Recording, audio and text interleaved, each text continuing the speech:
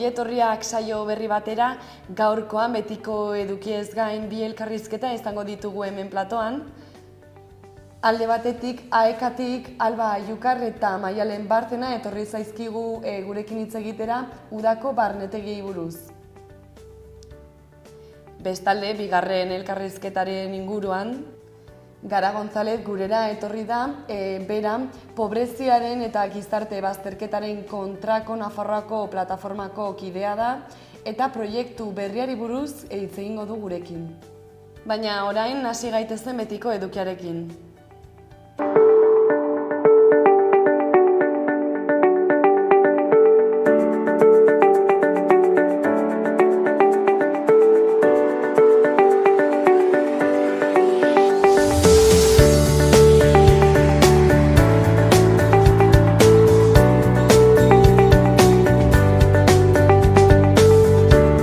Gaur ekainaren 25 da, ikus ditzagun zeintzuk diren gaurko efemerideak. Gaur bezalako egun batean, baina 1635ean, lurra eguzkiaren inguruan mugitzen zela zioten teoriari uko egitera behartu zuen Galileo Galilei Eliza Katolikoak. Erromako inkisizio atzetik izan zuen urteetan matematikari, fisikari eta astronomo italiarrak. Elkarrizketak liburua debekatu zioten eta preso egon zen horregatik. 69 urterekin lurra eguzkiaren inguruan mugitzen zela esan zuen, eta eztabaida iturri da ean bertan esan ote zuen Epur si muove famatua tortura mehatxua gainean. 1937ko ekainaren 25ean Esteban Urkiaga Basaraz, Lauaxeta idazlea, poeta, kazetaria eta politikari abertzalea fusilatu zuten frankistek. Euskal pizkundearen idazle garrantzitsuenetako bat zen. Euskal Armadako prentsa arduradun gisa, La Petite Gironde egunkariko kazetari bati Gernikako bombardaketaren ondorioak erakustera zioala atxilotu zuten. Euskadiko gobernua beste preso batekin truke egiten saiatu zen arren, fusilatu egin zuten Gasteizko Hilerriko hormaren aurka. Goiz ederronetan erail behar nabe txindor baten txintak gozotan aukela. Idatzi zuen 32 urte zituela. 1978ko ekainaren 25ean, Hortzadarraren bandera lehen aldiz erabili zuten LGTB kolektiboaren sinbolo gisa. San Frantziskoko harrotasunaren jaialdia ospatu zen egun horretan, Gilbert Baker artistak sortu zuen eta 8 kolore zituen, egungoak dituen 6 aldean. Kolore bakoitzak kontzeptu bat simbolizatzen du. Eta bukatzeko gaur bezalako egun batean, ekainaren 25ean, baina 1980 urtean, Irunberriko Arroian Guardia Zibilak 2 etakide exekutatu eta beste bat larri zauritu zuen froga nagusien arabera. Etako Nafarroa komandoko Jon Lizarralde, Susana Arregi eta Germán Rubenatxek Guardia Zibilaren patrulla batekin egin zuten topo. Etakideak zirela ohartu ziren.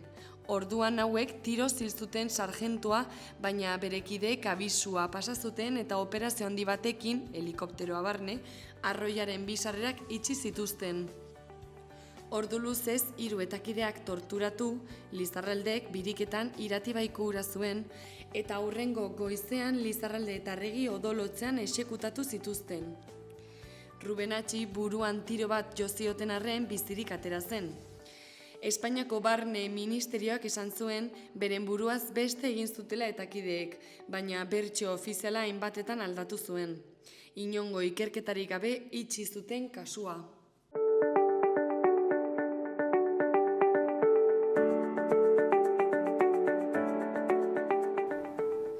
Eta orain aztertu ditzagun egunkarien azalek zer dioten. Diario de Noticiasen lerroburu nagusian, UKok Zerbinabarreko zerdan 145 erosteko kontratua bidali dio Gorenari 6.000 euroren truke. Honi buruz gorriz nabarmenduta, buruzagi sozialista ohiak esan du epaileari ondare informazio guztia emango diola eta deklarazioa zuzenean emititzeko eskatu du. Eta honen azpian, Bolañosek ukatu egin ditu peinado epaileak dirua bidegabe erabiltzagatik eta testigantza faltsuagatik egindako salaketak. Begoña auziko instruktoreak ministro auzipetzeko eskatu dio Gorenari. Azpian Osasuna futbol taldeari buruz lauki hori bat dugu lerroburu desberdinekin eta Aztalaren argazki nagusiarekin. Lerroburu nagusiak horrela dio Osasunako entrenatzaileari buruz. Lisik esan du talde oldarkorrak gustuko dituela. Teknikari berriak Osasuna taldea ondo ezagutzen duela uste du. Bestalde egunkariak entrenatzailearen aipu bat nabarmendu du. Osasunak egonkortasun handia erakutsi du kluba gisa. Eta argazkian Lisi bera saltzen da bi gazte zaleekin argazki bat ateratzen. Bukatzeko lauki horiaren azkeneko lerroburuak horrela dio.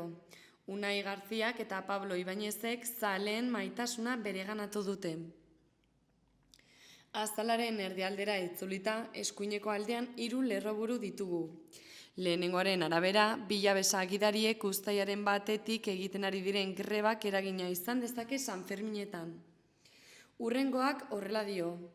Entrenatzaile bat kondenatu dute bi jokalariri argazkiak biluzik bidaltzeagatik. 3. bukatzeko, Zunzundegiko 106 langilek lan berria aurkitu dute. Eta Azalaren goiko aldean, grisa koloreko lauki batekin azpimarratuta eta argazki batek lagunduta horrela dio lerroburuak. Hiriaforoak alokairuko etxebizitzetarako formulak aztertu ditu. Gainera egunkariak Begoña Alfaroren Nafarroako gobernuko etxebizitza gazteria eta migrazio politiketako kontseilariaren aipua gorriz nabarmendu du. Etxebizitza eskuragarri baten beharra gizartearen borrokak irabazi duen aldarrikapena da. Diario de Navarra egunkarian horrela dio lerroburu nagusiak. Nafarroak kontrol mekanismoak galduko ditu errepideetako obren esleipenean. Azpian Nafarbide. Txibite gobernuak enpresa publiko bat sortu du horiek kudeatzeko. Komtos. Sozietate baten bidez egiteko arriskua zohartarazi zuen txosten batek. Errepresalia. Foru gobernuak entzungor egin dio ustelkeriaren aurkako bulegoari belateko teknikariarekin. Eta Zerdan auzia gorriz nabarmenduta, Zerdan eta Zerbinabarren arteko kontratuaren paperak. Azpian, Azalaren argazki nagusi bezala Lisi Osasuna taldeko entrenatzaile berriaren argazkia dugu. Eta lerroburu bezala, Lisik dagoeneko bere etxea ezagutzen du. Alessio Lisi entrenatzaile berriaren esanetan Osasuna izan zen bere lehen aukera eskaintzak gorabera. Honen eskuineko aldean 2 lerroburu daude. Lehenengoak dio peinado epaia gorenari eskatu diola justizia ministroa inputatu dezala. Eta azpian bigarrenak gobernuak 3 urteko betoa jarri dio BBVaren eta Sabadellen arteko bat egiteari. Goiko aldera itzulita kolorez nabarmendutako 3 lerroburu ditugu, bakoitza bere argazkiarekin. Lehenengoak horrela dio. Imarrek Nafarroako 2025eko ETET saria irabazi du. Bigarrenak bestalde, Josu Galetx lehen mailako arbitroa. Eta 3. bukatzeko Espainiako B selekzioak oso bor deitu du. Gara egunkarian lerroburu nagusi bezala, Oiana San Vicente eta Imar Altuna sortuko kideen aipua. Operazio politiko bat egonda Euskal Herria iraganari begira jartzen saiatzeko. Honen azpian argazki nagusian Pradales lehendakaria azaltzen da, eta lerroburu bezala, Pradalesek arriskatzen duen gobernu bat azaldu du. Eskuineko aldean Jon Salgadoren kronika nabarmendu du egunkariak, eta horrela dio izenburuak. Autogobernua adosbidean ez helburuan. Honen azpian, Emilio Agilloren Arabako Mahastiakeko Kontseilua Arautzaieko presidentearen aipua dugu. Lakoak ez du nahikoa babestu Arabako Mahastiak orientazio departamentua. Hurrengoa albiste baten lerroburua, 3 langile hil dira 24 ordutan 2 baso lanetan. Bukatzeko egunkariak nabarmendu duen azkeneko lerroburuak horrela dio. Trumpek sua itzaltzea eskatu du orain eta bera izan zen sua piztea arduratu zena. Berria egunkariaren lerroburu nagusian, Trumpen suetena indarrean jarri dute Israelek eta Iranek. Azpian, egunkariak azaltzen du Amerikako Estatu Batuak herrieta egin diola lehen aldiz Israeli menia hasi eta gutxira eraso egin duelako. Gainera orduak igaro ahala bombardaketa gelditu eta 2 herrialdetako agintariek berretsi dute gerra bukatutzat ematen dutela. Eta bukatzeko 12 egunean gutxienez 610 herritar hil dituzte Iranen eta 28 Israelen. Ezkerreko aldean, argazki nagusian, Lutxo Egia eta Oiana Bartra bira kulturguneko kideak azaltzen dira. Egunkariak haien aipuan nabarmendu du eta horrela dio. Ezinbestean, birak militantzia bidez bakarrik ekingo dio kultur programazioari. Eskuinean, Alessio Lixiren aipua, osasunara etortzea lehen aukera izan da. Eta ondoan, entrenatzaile berriaren aurkezpeneko argazki txiki bat. Bestalde berriak nabarmendu du Espainiako gobernuak ontzat jo duela BBVak Sabadell erostea, baina bat egitea atzeratuta. Bi bankuek entitate independientegi jarraitu beharko dute 3 urtez, eta epe hori beste 2 urtez luzatzeko aukera izango du Madrilek. Honen azpian, liskar handiak izan dira Hernanin, San Juan gauean eta eraso arrazistak salatu dituzte. Egunkariak azaldu du, txosna batzordaren arabera jipoi masiboak eta antolatuak gertatu direla, aurrez izandako liskar batzuk aitzakitzat hartuta. Eta bukatzeko azalaren goiko aldera itzuliko gara. Egunkariak kolore urdinez nabarmendu du Oiana San Vicente eta Imarra Altuna sortuko kideen aipua. Humiliazio delitua garatuz garaibateko dena eta etaren gisako doktrina bat ezartzen saiatu dira. Eta ondoan bien argazkia. Euskal Herria Irratiaren webgunean titular nagusian Irene Seminario eta Aitor Gartzia, La Mutil Huerta kudeatzen duten 5etatik 2 elkarrizketan nabarmendu du Euskal Herria Irratiak. Laguntzako bideoak egiten hasi ginen eta orain 11.000 jarraitzaile ditugu. Udaberrian eta udan pilatzen da lan gehiena baratzean. Alaxe gertatu zaia Aitor Gartzia, Eider Etxeberria, Irene Seminario, Idauze Zaratiegi eta Silvia Arraiari La Mutil Huertako protagonistei. Instagrameko kontu honek 11.500 jarraitzaile ditu eta bertan 5 lagunez osatutako talde honek oiokin kokatzen den lursaiaren kudeaketaren egunerokoa kontatzen digu argazki edo bideo motz divertigarrien bitartez. Nabarmendutako bigarren albisteak horrela dio. UEUren udako ikastaroak abiatu dira gaur Iruñean. Ostirala bitartean Ezpeleta Jauregian emanen diren ikastaroez gain, ostegunean eta ostiralean filosofo euskaldunen bigarren bilkura eginen da Katakraken. Eta bukatzeko Atortxurrokeko hainbat kideren elkarrizketa eta Garazi Kastainoren aipua. Azken txanpa honetan oraindik beharrezkoa da txandetan izena ematea. Atortxurro jaialdiaren 30. eta azken edizioa uztailaren 24-tik 27 Lakuntzan egingo da. Musika protagonista izaten jarraituko duen edizio honetan aurrentzako ikuskizunak, artisau azoka eta hitzaldiak ere egonen dira. Kartela 100 talde baino gehiago osatzen dute eta hurrengo egunetan eszenatokien ordutegi eta gune ezberdinen informazioa zehatza zabalduko dute. Antolakuntzako Oianekiz eta Garazi Kastaino gaur estudiora hurbildu dira. Aurtengo muntailaren berri eman digute eta txanda egitaren garrantzia azpimarratu dute. Animatu denon artean egindako jaialdi honen parte izatera eta formulazioan izena eman.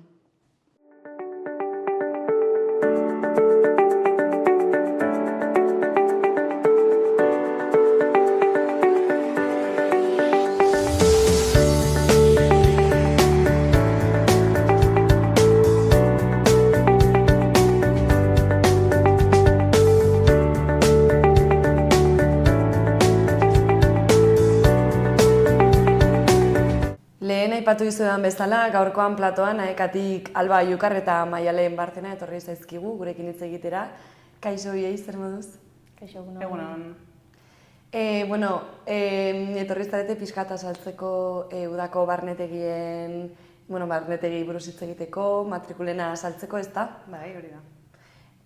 Kontatu pixka bat, Alba, dagoeneko, oraindik EPEA zabalik dago, ez da, barnetegietara apuntatzeko? Bai, gure matrikulazio EPEA zabalik dago, uztailaren hasieran hasiko ditugu barnetegiak, eta irailaren amaiera arte, irailaren erdira arte izango ditugu barnetegiak, eta irekita dago nahi duenarentzat.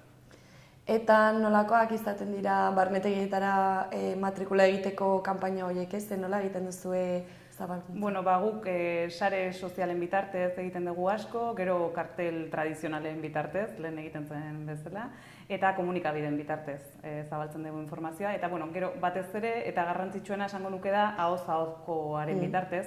Azkenean gurera etortzen diren horiek eta esperientzia zoragarria bizitzen duten horiek, gero lagunei, senidei eta kontatzen dietenean bizitako esperientzia, ahoz-ahozko horrek asko laguntzen dugu kanpainan. Eta beti betetzen dira aurre ikusten diren plaza horiek? Bai, normalean bete egiten ditugu plaza guztiak. Egia da, garai batzuk edo 15 aldi batzuk jendetsuagoak direla beste batzuk baino normalean denak betetzen ditugu eta pozik gaude. Orduan, zuk aipatu duzun bezala esperientzia horrek balio izaten du, ez? Gero jendea berriro animatzeko, jende berria edo hurrengo urtean berriro errepikatzeko? Bai, hori da, ahoz-ahozko horrek eta esperientzia on horiek edo, ez? Gero euskaltegira itzultzen direnean, askotan gure ikasleak dira urtean zehar ibilitakoak eta gero udan esperientzia hori bizi nahi dutenak, gero itzultzen dira beraien ikaskidekin eta kontatzen diete esperientzia eta animatzen dituzte beste ikaskideak eta horrela izaten da. Datak aipatu dizkiguzu pixka bat, kontatuko diguzu ongi noiz izaten diren, zenbat irauten duten? 15 aldika dira eta hasten dira uztailaren hasieran. Orduan uztailean 2 15 aldi dauzkagu, abuztuan beste 2 15 aldi dauzkagu eta iraileko lehenengo 15 aldia. Hau da osoan zehar lanean. Hori da. Bale. Eta, udako barnetegiak aipatu ditugu, zer dira udako barnetegiak eta nolakoak, zer motatakoak badituzue? Bai, guk 4 motatako barnetegi dauzkagu. Euskalduntze barnetegiak, azterketak prestatzeko barnetegiak, familia barnetegiak eta ibiltariak. Euskalduntze barnetegiak eta azterketa prestatzekoak oso antzekoak dira, azkenean helburua desberdina ez, batean euskara maila igotzea edo hobetzea, eta bestean azterketari begira, didaktikoki edo azterketa gehiago egiten dituzte eta hoxe ez, baina azkenean oso antzekoak dira. Gero pixkat desberdina dena da familia barnetegia, berezitasuna da gurasoak seme-alabekin joaten direla eta hor egiten dugun transmisio lana handia da eta esperientzia ere gurasoentzat eta seme-alabentzat denak elkarrekin euskaraz ikasten, euskaraz bizitzen ez, oso berezia da eta onuragarria. Eta azkenekoa da ibiltaria. Ibiltaria oso desberdina da. Ibiltarian izenak dioen moduan Euskal Herrian zehar ibiltzen doaz, eta ez dago eskola arruntik. Oinez doaz, txoko desberdinak, Euskal Herriko txoko desberdinak ezagutzen dituzte, eta esperientzia desberdin bat bizi dute, baina klase arruntik gabe. Eta horietako zeinek dauka arrakasta gehien edo zeinetan dago parte hartze gutxien? Nik esango nuke Euskalduntze barnetegian dela arrakastatsuena, baino epe edo 15 aldi gehienetan dagoelako, orduan jende gehiago biltzeko aukera dagoela, baino denak dira arrakastatsuak. Eta adibidez, familiarena horrela buratu zait orain galdetzea, ze familia motak parte hartzen dute, esan nahi dut, gurasoak, erdaldunak eta seme-alabak euskaldunak eta denen artean euskaraz aritzeko edo bai gurasoak eta bai seme-alabak erdaldunak? Hor baldintza batzuk eskatzen ditugu. Seme-alabak eskolan egon behar dute D ereduan izen emanda, adina ere 4 urtetik 12 urtera izan behar dute, eta gero gurasoek B1 maila, hau da, A2 gainitua izan behar dute. Orduan, erdaldunentzat ez, azkenean nahi deguna da euskaraz hitz egitea eta euskaraz bizitzea, orduan pixka bat jakin behar dute baldintza horiek emateko ez. Eta, aipatu izkiguzu zein barnetegi mota dauden, eta 15 aldiena, baina hori zehazki, uda honetan noiz izango dira, ze barnetegi izango da noiz, non, eta norako izango dago? Arantzako barnetegia da lehena hasten dena ez, uztailaren hasieran, eta egongo da uztaila eta abuztu osoan, euskalduntze eta azterketa prestatzekoak. Familia barnetegiak adunan izaten dira, ingurua ere egokiagoa delako, herrian eta umeak ibil daitezke, ez dago autorik, frontoia dago ondoan, aterpetxea, eskola dena dago gertu eta oso segurua da umeak lasai ibiltzeko. Eta foruan daukaguna 15 bakarra irailekoa da. Lehendabiziko 15 hori foruan ematen da. Da hoxe. Eta orduan Euskal Herriko txoko ezberdinetatik jendea elkartzen da eta harreman estuak egiten dira. Bai, hori da. Nik uste dut barnetegia dela Euskal Herriko eta kanpoko jendea, ez? Azkenean euskara ikasi nahi duen ororentzat tokia, elkargunea eta hoxe, bai.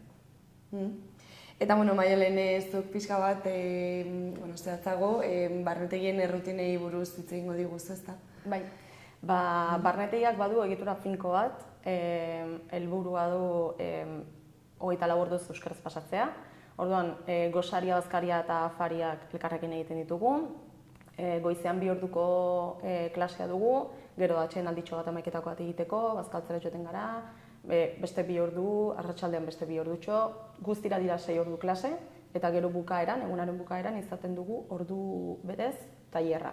Egunero tailer desberdinak antolatzen ditugu, eta nahiko dinamikoa izaten da, eta hori, azken finean, egun osoa inmertsioan pasatzen dugu. Eta zer mailetarako eskaintzen dira? Barnetegietan parte hartzeko gutxienez A1 maila gaindituta eduki behar dute. Hain justu ere, abuztuko azkenengo 15 aldian dugu kokatuta abikoentzako taldea, eta gainontzeko 15 aldietan B1, B2 eta C1 mailak eskaintzen ditugu. Eta zuek nabaritzen duzue, imaginatzen dut ere bai, planteatutak egongo direla barnetegiak euskara maila hobetzeko, ezta? Nola ematen da hori eta nola ikusten duzu zuek hobetzen duela, jendeak hobetzen duela maila?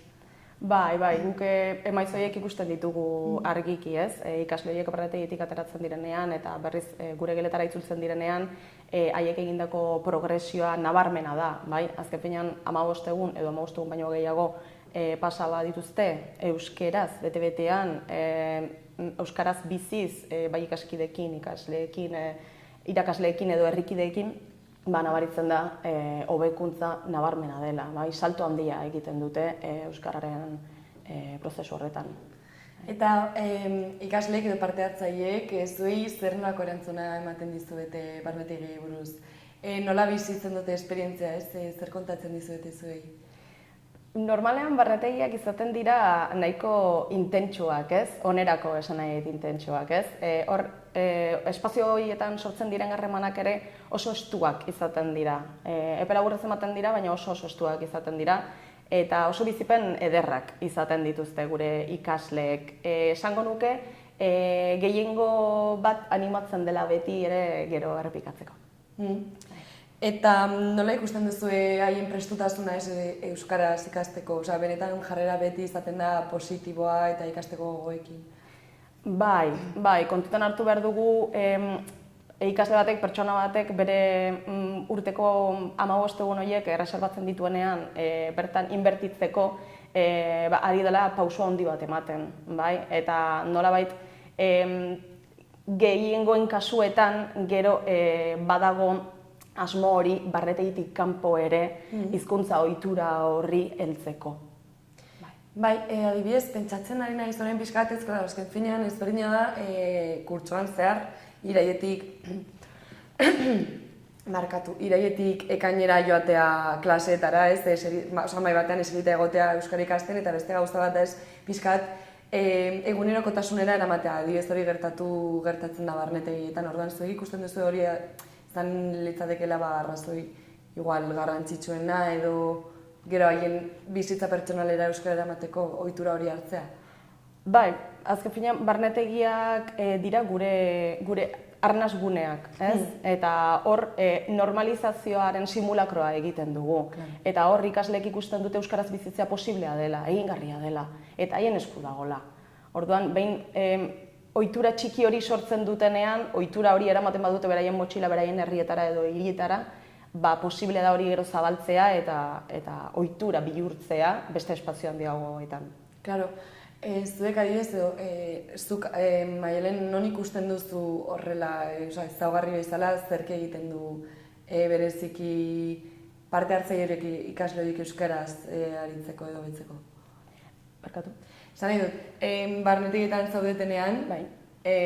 non ikusten duzue errezena edo gehien laguntzen diena ikaslei euskara hori hobetzeko eta bere bizitzara eramateko? Nik uste dut ikaslentzako badela espazio seguru eta lasai bat, haiek euren burua aske sentitzeko. Orduan, modu goxo eta natural horretan, haiek ere, behaien beldurrak galtzen hasten dira, beraien lotxak eta galtzen hasten dira.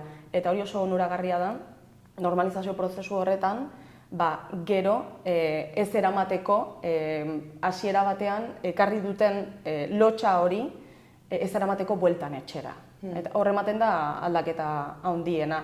Batez ere da, barnetegitik aterata ere, espazio seguru horietan herrikoekin harremanetan egiten ditugun eskurtsoen bitartez eta ari dira etengabe harreman berriak sortzen euskeraz.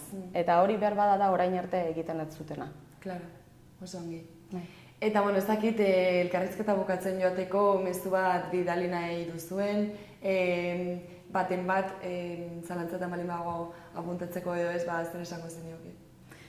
Nik uste mezua argia dela, euskara ikasi nahi baduzue edo nahi badute, eta barnetegiak eskaintzen duen esperientzia zoragarria bizi nahi badute, AEKak eskaintzen dituen barnetegietan izen ematea. Nahi badituzu epeak gogoratu eta nola egin behar duten hori izena emateko? Izen emateko AEKak duen web orrialdean sartu behar dira, barnetegien atalean, eta izena eman jartzen du, hortxe klikatu, datuak bete eta listo. Bale, Alba, orduan garaiz dago jendea oraindik izena emateko, ez da? Hori da, oraindik garaiz daude, eta gu itxoiten nahi gea beraien matrikula. Oso ongi. Eskerrik asko biei, hona etortzagatik eta zuen denbora eskaintzagatik, eta espero dut ondo joan dadila, uda gero. Mila esker zuei.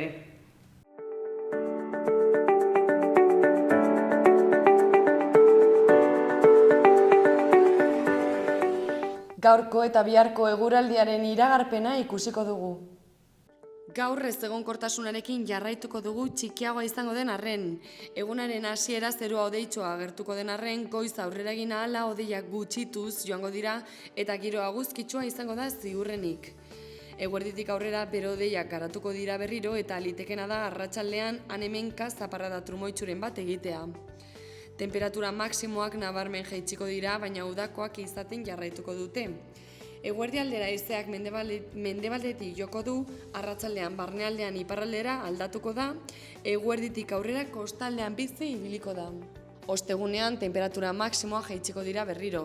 Kostaldeko altuenak 22 edo 23 gradu zentigradu ingurukoak izango dira, barnealdekoak 26 gradu zentigraduren bueltan. Ebro ibarreko temperatura maksimoak 30 gradu zentigradu inguruan egon daitezke oraindik eta han ere jaitsiko diren arren. Iparraitzea nagusi arratsaldean zenbait lekutan bizi. Egunaren hasieran Kantauri isurialdean behodeiak ugariak izango dira, Mediterraneo isurialdean ere egongo da zerua tarteka hodeitsu. Egunaren erdiko orduetan hodeitza arinduz joango da eta arratsaletik aurrera zerua oskarbi edo hodei gutxirekin geratuko da.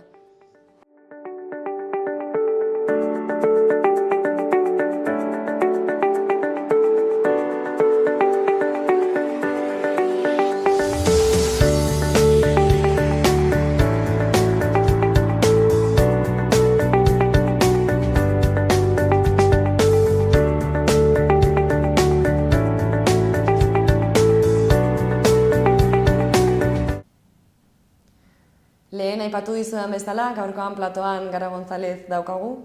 Bera, itxain errepikatuko du berriro,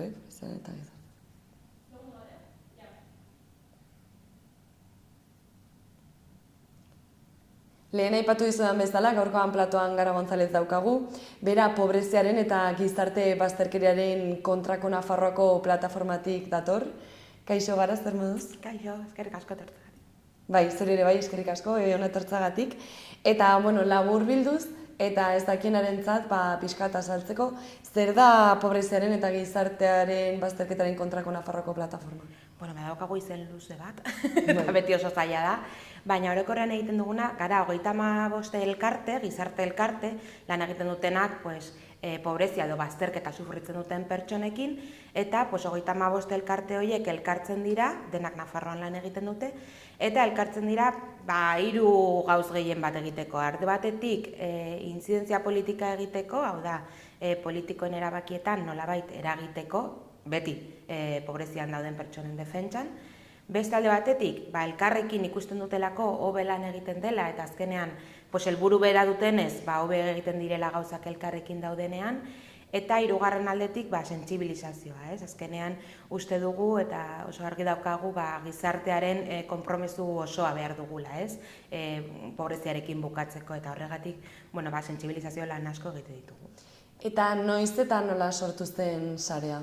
Pues justo pasaden urtean ospatu genuen gure 30 urte hurrena, beraz 31 urte aurten, eta sortu zen xede berdinarekin, 31 urte daramagu lan eta lan xede horrekin, pobrezia eta bazterketarekin bukatzean Nafarroan, eta azkenean uste dugu hori egiteko sistemaren aldaketaren alde borrokatu behar dugula, eta horretan borrokatzen dugu duela 31 urtez.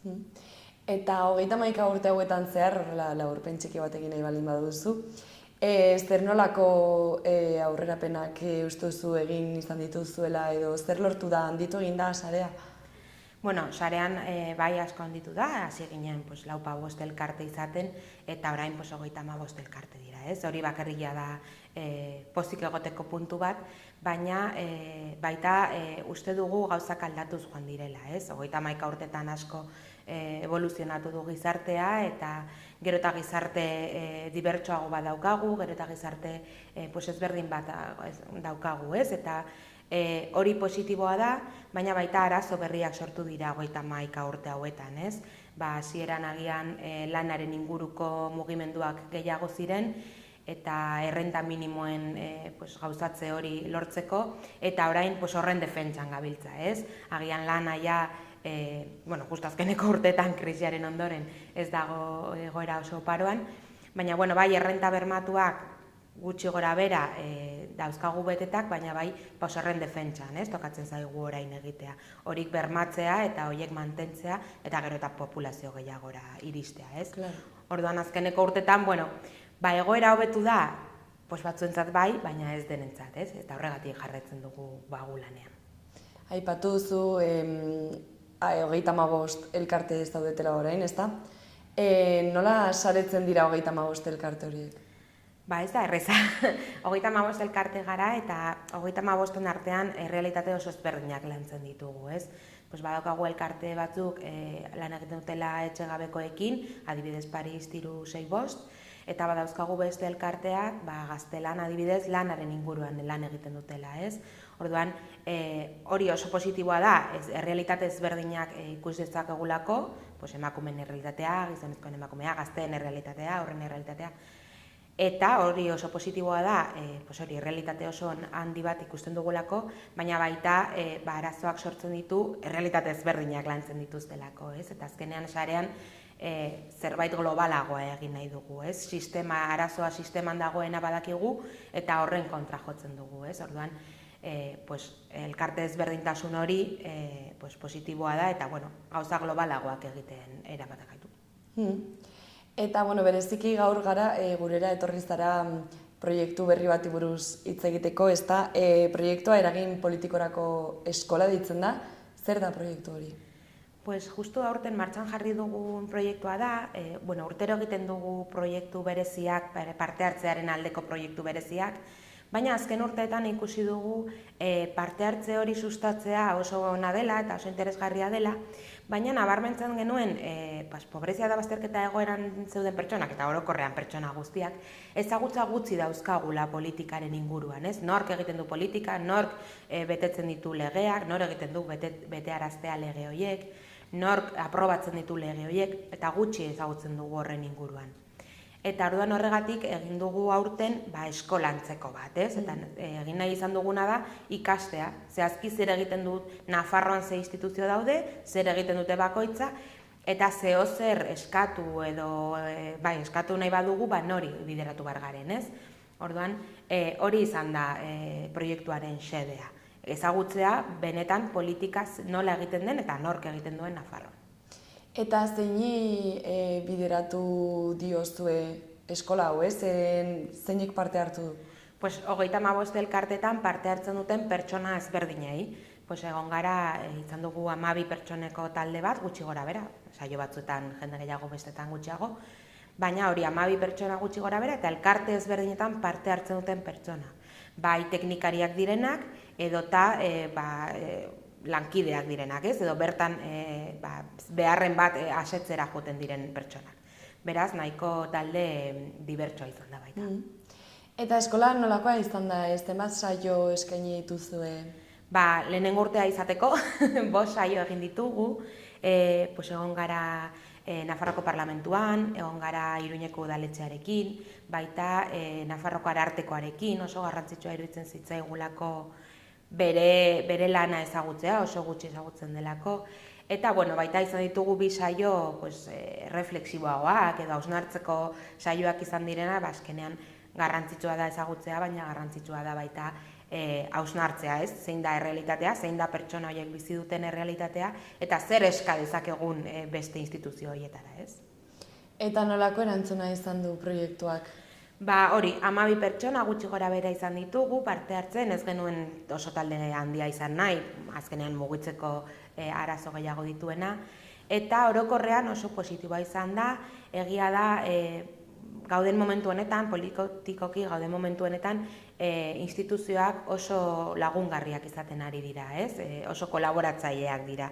Eta egia esan, bai parlamentuan, bai Arartekoan, eta bai Iruñeko udalean, oso positiboki egon dira gurekin, eta bisita ezberdinak egin dituzte, parlamentuan erakutsi ziguten parlamentu osoa, esala ezberdinekin, eta bere lehendakaria oso tratu berezia izan zuen gurekin, eta egia esan oso bisita interesgarria izan da.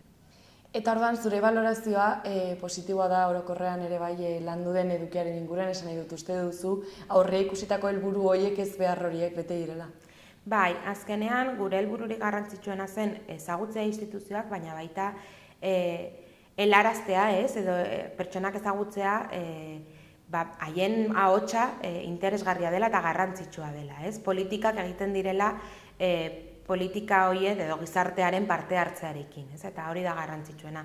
Oso argi ikusi genuen adibidez Iruñeko udalean, parte hartzearen alde egiten ari diren apostu garrantzitsu horrekin erakutsi ziguten, zenbat leku ezberdin eta zenbat formula ezberdin daude parte hartzeko, eta azkenean helburu hori bai lortu dugu, etorri diren pertsonak oso motibatua joan dira, parte hartzeko, beren auzoetan, auzoetan hitz egiten dut beti Iruñean bizi direlako pertsona horiek, baina haien herrietan edo parte hartzeko motivazio horrekin bai atera dira, eta hori da guretzat garrantzitsuena, konprometitzea eta nolabait hori gizartearen parte izan behar garela mugimenduak eta aldaketak sortzeko. Orduan, esango zenuke epe laburrerako helburuak bete dituzuela, ezta? Zer gertatzen da epe luzerako helburuekin? Zer gertatuko da proiektu honekin? Gure ideia da urtero doaz, urrengo urteetan gutxienez, bai errepikatzea, berriro egitea eskola hau, oraingoz instituzioekin harreman ona daukagu eta hori garrantzitsua da hau aurrera ateratzeko, bestela ezinezkoa lirateke. Aldaketaren bat egonen denean, hauteskundeak direnean edo dena delakoa, ikusiko dugu, baina oraingoz harreman hori ona den bitartean, gure ideia da mantentzea, inkluso saio gehiago sortzea, bai falta izan dira gobernuarekin hitz egitea eta bestelako saio garrantzitsua guretzat, baina azkenean proba moduko proiektua izan da urtengoa, baina hurrengo urtetan jarraituko dugu ere errepikatzen. Adibidez, proiektu hau aurrera eraman duzue elkarte ezberdinetan eta sarean parte hartzen duten heziketa hobetzeko, eduki gehiago erakusteko. Zure ustez, ze perfilekoak izan behar dira horrelako elkarteetan parte hartzen duen pertsona bat nolakoa izan behar da, ze jakintza motak izan behar ditu? Egia esan, guretzat garrantzitsuna da konpromesua. Konprometitua baldin bazaude edo zein gauzarekin, nolabaiteko konpromesu hori eta elkartasun hori baldin badaukazu, parte hartzea edo ikas daitezkena ikasiko duzu, ez? Baina garrantzitsua dana konpromesu hori. Eta bai ikusi dugu azkeneko urteetan pobrezia edo bazterketa egoeran dauden pertsonena konpromesua eta posibilitateak oso eskasak dira, azkenean hori pobrezia eta bazterketa egoeran daude eta egia da ez badaukazu non lo egin urrengo egunean, zaila da beste gauza batekin konprometitzea, ez? Baina hori sustatzea da guretzat helbururik garrantzitsuena. Azkenean askotan ikusten dugu haien ahotsa beste batzuk eramaten dutela, ez? Eta ez haiek beraiek. Orduan guretzat hori da garrantzitsuena. Haien ahotsa haiek transmititzea eta haiek helaraztea beren beharrak, beren eskaerak, beren eskakizunak, eta orduan horretan gabiltza, ez? Hori da saiatzen ari garena. Ahots hori sufritzen ari duten errealitatearen aurrean, ahots hori oihukatzea, ez? Lortzea. Klaro, zuk oraintxe aipatu duzun bezala, pobrezia edo gizarte bazterketa egoeran dagoen pertsona batentzat zaila izan daiteke konpromiso hori, ez, eta lan hori egitea. Nola lortzen da elkarlan hori eta zein izaten da haien erantzuna? Egia da, beti pentsatzen dugula, ez, nahikoa dutela sufritzen ari duten guztiarekin, baina ikusten ari duguna da, momentutxo, ratotxo batzuk bai behar dituztela, ez, haien beharrak helarazteko eta komunikatzeko, eta ez bakarrik elkartetatik jasotzen dute laguntza, ez, baina ez da hori bakarrik nahi dutena, ez da bakarrik laguntza jasotzea, nahi dute implikatzea, nahi dute zeo zer gauzak aldatzea, ez, eta egia da, momentuak daudela, hori, ez badakizu bihar non egingo duzun lo, agian ez da momentu hori, ez, baina lortu duzunean ja, gutxieneko zerbait, hartzen duten konpromesua izugarrizkoa da, eta gogoak daude, zeren bizi duten errealitatea zaila da, eta hori aldatzeko, eta beste batzuk ez sufritzeko egoera hori, borroka handia egiten dute. Orduan, zure ustez, elkarte guztien papera eta sarearen papera zein izan beharko litzateke elkarlanerako prestutasuna izatea, edo, zuk esan bezala, haien ahotsei ezakit espazioa ematea, edo... Bai, elkarteak logikoki lan egite dute pertsona horien egoera hobetzeko eta horiek laguntzeko, eta hori beharrezkoa da, noski ere, Paris egiten du, Paris 665 egiten duen lana beharrezkoa da, eta horretan jarraitu behar dute, noski. Baina bai ikusi dugu, eskola hau egiten gainera, oso interesgarria dela baita elkarteek hartzen duten konpromesu hori, ez? Ahotsa helarazteko konpromesu hori edo, ahotsa altuago entzuteko, ez? Konpromesu hori baita garrantzitsua.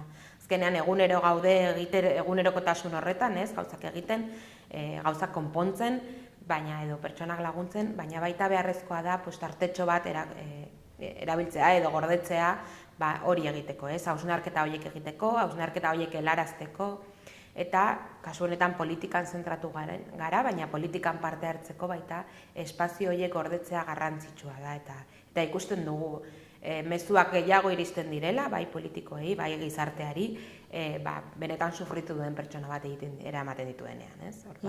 Horretan egin behar dugu lan eta horretan gaude. Eta politikari buruz ari garela, zein izan beharko litzateke politikarien eta instituzioen jarrera egokiena? Ikusi dugu eskola honetan, nolabaiteko irekiera handia dagoela, eta entzuteko prest daudela, baina realitatea da, kostatzen zaiela oraindik, bai entzuten dute errealitatea, eta horren inguruan hausnartzen dute, eta egia da, bizi garela, kasu honetarako egoera oparo bat, entzuten dute, eta prest daude beti gurekin edo pertsonekin elkartzeko, baina oraindik konpromesu balienteagoak, ausartagoak behar ditugu. Politikak bai saiatzen dira gizartean pentsatzen, eta pobrezia eta bazterketa egoeran dauden pertsonengan pentsatzen, baina uste dugu nolabaiteko konpromesu ausartago bat behar dela, eta oraindik ikusten ditugu egunero, egoera oso larriak Nafarroan, eta batzutan esatute datuen arabera, foru aldundi hobeena da, konparatuz Espainiako beste erregio batzuekin, baina realitatea da hemen, gure Nafarroan, pobrezia egoeran eta bazterketa egoeran dauden pertsonak existitzen direla, egunero ikusten ditugula, eta egoera horiek ez ditugula hobetzen. Azkeneko urtetan datuak horrela erakusten digute, egoerak ez dira hobetzen ari, eta horren aurrean politika ausartak behar ditugu eta pauso garrantzitsuak egin behar ditugu, gero eta okerrerago joango direla bestela, ez? Eta, gara, elkarrizketa bukatzen joateko, ez dakit proiektoren inguruan zehazki edo orokorrean sareari buruz mezuren bat bidali nahi diozun ikusleari? Bai, garrantzitsua da, guk horrelako proiektu txikiak egiten ditugu eta oso positiboa da parte hartzen duten pertsonentzako, ez? Baina bai argi erakutsi edo argi esan nahi dugu, ez? Edo helarazi nahi dugu gizarte guztiaren konpromezua behar dela, ez? Ez da bakarrik pobrezia egoeran dauden pertsonen parte hartzea, hori sustatzen saiatzen ari garela, baina gizartean bizi garen, Nafarroan bizi garen pertsona guztien konpromezua behar dugula, eta argi izan behar dugula pobrezia eta bazterketaren kontra borrokatzea guztion onurako dela, ez? Eta uste dut mezu horrekin geratu behar garela, eta nolabait bakoitza bere tokian, bere auzoan, bere herrian egin dezakeen gauza guztia, egin dezala eta horrekin, konpromezu horrekin, ez? Bale.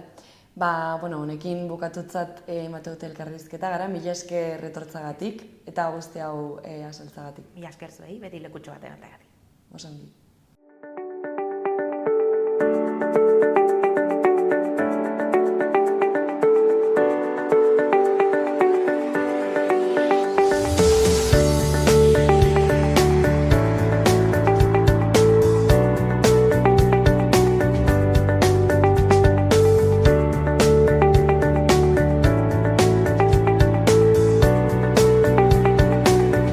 Honekin bukatutzat emanen dugu gaurko saioa, eskerrik asko zuen arretagatik eta bihar arte.